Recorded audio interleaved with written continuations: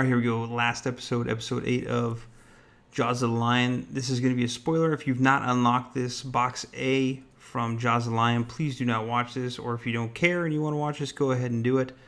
You've been forewarned. All right, this is it. This is obviously going to be for Hatchet, because you can see the axe. If this is your first time with the channel, go ahead and subscribe for me if you want to see more videos like this. And if you want to see the paints that I use, I also have an affiliate in the comment below that you can buy your paints if you don't have these paints. All right, let's go.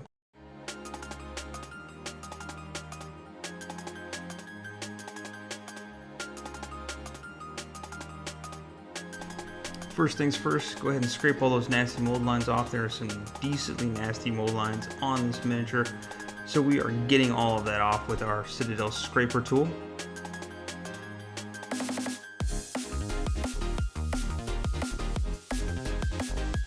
We're going to start with the dry brush. We're going to use Dawnstone on all of the raised edges or the raised parts below the skull. I think that rocks. I use the Dawnstone dry paint, but if you have just the regular stuff, make sure you get it mostly off your brush. Trust me, it will get off. Second paint we're going to use for that dry brush is a Longbeard Grey. And if you're wondering what dry brush I'm using the Ghost brushes that I ordered off Kickstarter. I'm not sponsored by them, but they're actually a fairly good product, and I like sponsoring or helping people that are trying to start their own business, so I bought some of those off Kickstarter. The last dry brush we're going to use is a Praxeti White, which is another dry paint from Citadel.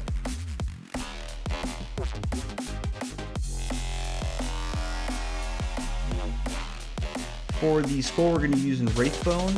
If you don't have Wraithbone, you can use Drakkar Flesh, but we are using Wraithbone on this. I prefer this color for all my bones because it's more of a creamy, bony looking color, I guess you could say. And I think it mixes a little bit better with Agrax Earthshade.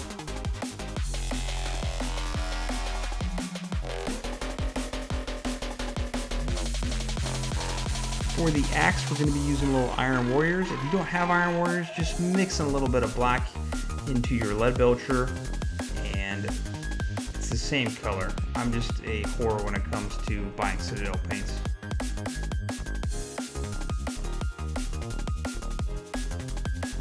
For the handle of the axe, I'm using a little Mournfang Brown.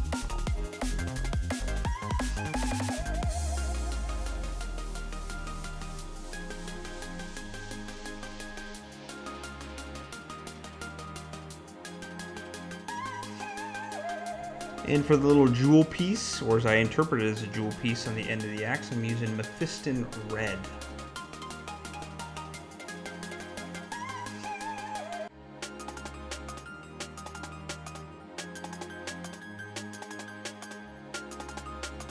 We're going to wash the skull, the axe handle, the gem, and the axe blade all with Agrax Earthshade. There we go.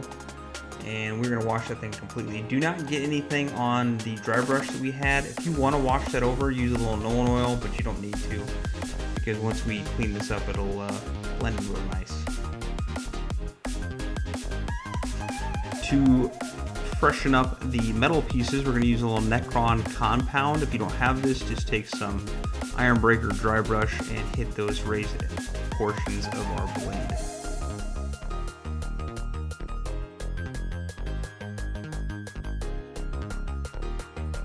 Hit that skull with a little Tyrant Skull, and that's just going to be able to start lighting up the skull with a little bit lighter, skull color, obviously.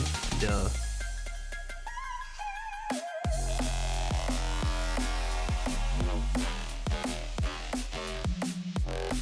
Next highlight on the skull is going to be another dry brush of Terminatus Stone, and we are pushing through this thing as quickly as possible, so you just want to get it on the table.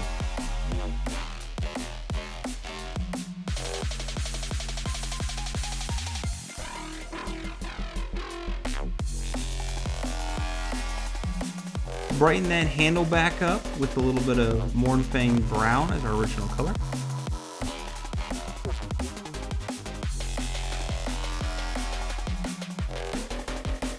The gem, after we have washed it and it has dried, is going to be lit up with a little bit of Mephiston Red.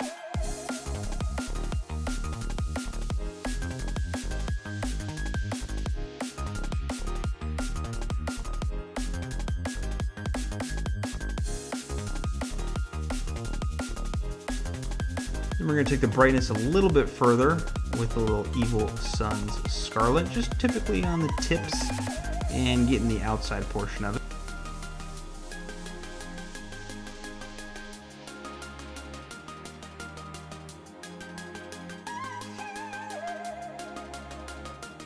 And finally, we're going to use a little Wild Rider Red to make that a little orangish red, just to kind of give it a different two tones between the top portion of the diamond and the bottom.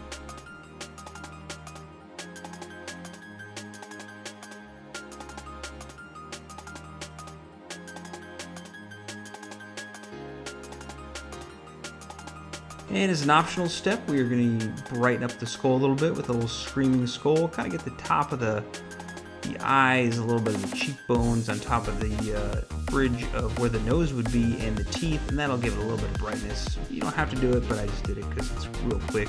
It looked a little bit nicer.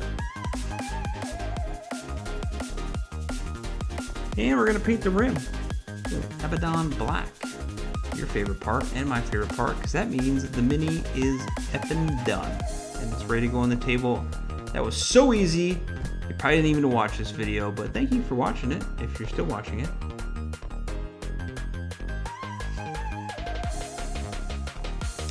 And there we have it. Super easy, super efficient, and we did it in under 7 minutes and 30 seconds for this entire video. I think it only took me 15 minutes to paint this entire miniature. So, hey, thanks for watching.